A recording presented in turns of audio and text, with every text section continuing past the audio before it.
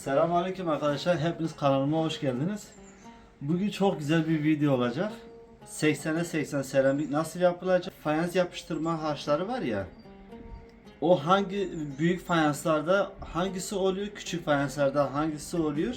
Onu da size anlatacağım. Hani örneğin şişman bir adam small elbise giyemez. Şimdi bu seramik büyük olduğu için o seramik için de ayrı bir harcı var. Şimdi onu da size göstereceğim. Bir bakalım ben ona bir bakalım.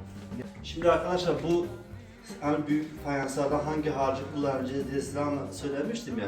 Bak şurada bizim kullandığımız bir fayans harcı var. Bu büyük fayanslar için hani eğer ki Almanya'da yaşıyorsanız Botement C2T S1 hani bunu kullanırsanız bu büyük fayanslar için çok iyi.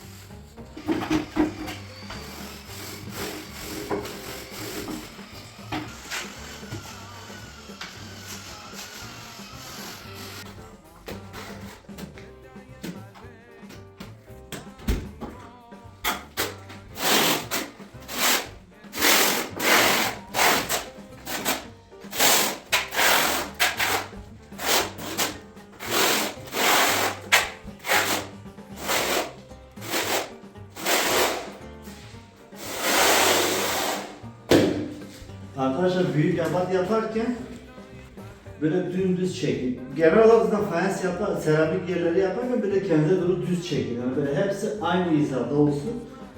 Yani böyle tarağın balık sırtı gibi gözükmesi lazım. Yani buna dikkat edin.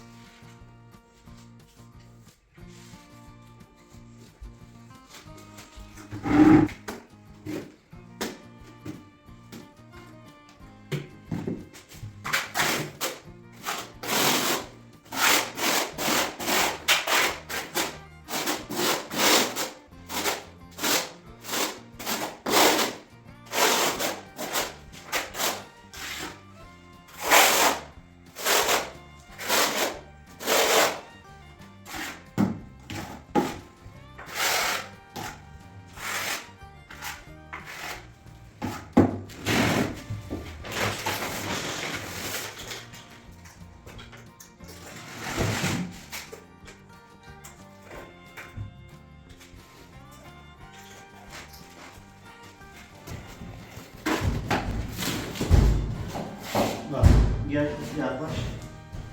Bakın arkadaşlar, bütün seramiklerde şöyle ok işareti var.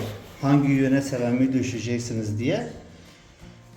Yani herkes kendine bir yön seçsin. Yani ben hep bir yön seçmişim. Örneğin bu tarafa doğru.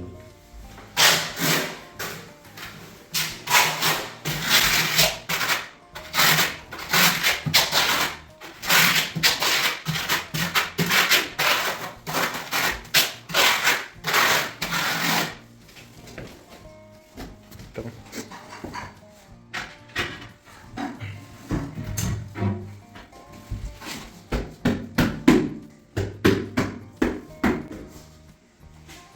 Şimdi o desenler var ya, yani şunların üzerinde gözükmeyen bir desenler var.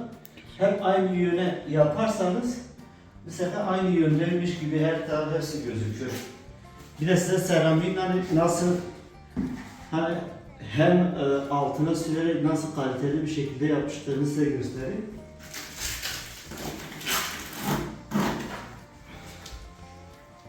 Bak. Mesela her yer almış yani.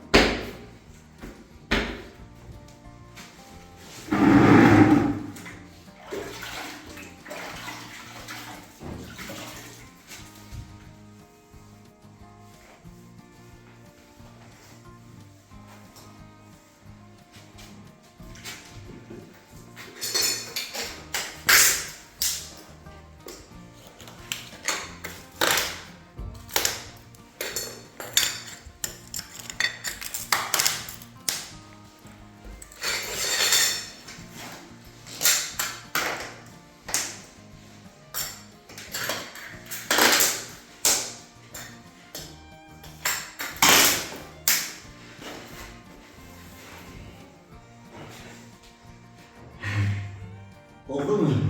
Oldu. Ona siz karar verin. Yorumlara yazın oldu mu olmadı diye. İşte arkadaşlar videonun başında da söylediğim gibi hani kilolu bir insana nasıl small elbise olmuyorsa büyük seramikte de fayans harcı diğerleri olmuyor.